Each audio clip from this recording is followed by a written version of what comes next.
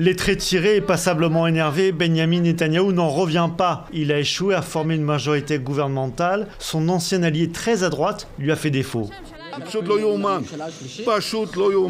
C'est incroyable, c'est juste incroyable. Lieberman fait maintenant partie de la gauche. Il est à gauche, c'est un membre de la gauche. Devançant son échec, Netanyahou a précipité la dissolution de la Knesset.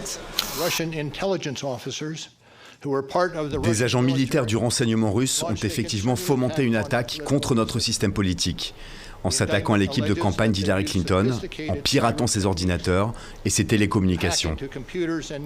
Après l'enquête, si nous avions eu la conviction que le président n'avait clairement pas commis un délit, alors nous l'aurions dit. De simples soupçons sans preuve, mais des soupçons suffisants pour de nombreux élus démocrates. Et donc la question d'une destitution ne doit pas être écartée. Let's talk about the 350 million, which is so beloved of everybody who interrogates me. 350 millions de livres, près de 446 millions de francs suisses, le prix payé par les Britanniques par semaine à l'Union européenne. Seriously ? Non, pas vraiment. En 2016, l'argument était faux.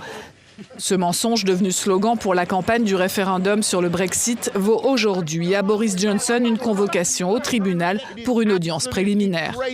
Alors que Boris Johnson est candidat à la succession de Theresa May, c'est un homme d'affaires qui porte plainte et explique sur son compte Twitter qu'il réclame simplement la justice.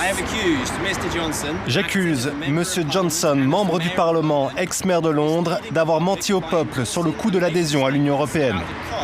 Pour la première fois, la Brooklyn Academy of Music accueille la troupe la plus connue du Rwanda, la Inganzo Ngari. Sur scène, la centaine de danseurs et de musiciens racontent l'histoire tragique de leur pays. Il y a 25 ans, le génocide faisait 1 million de morts.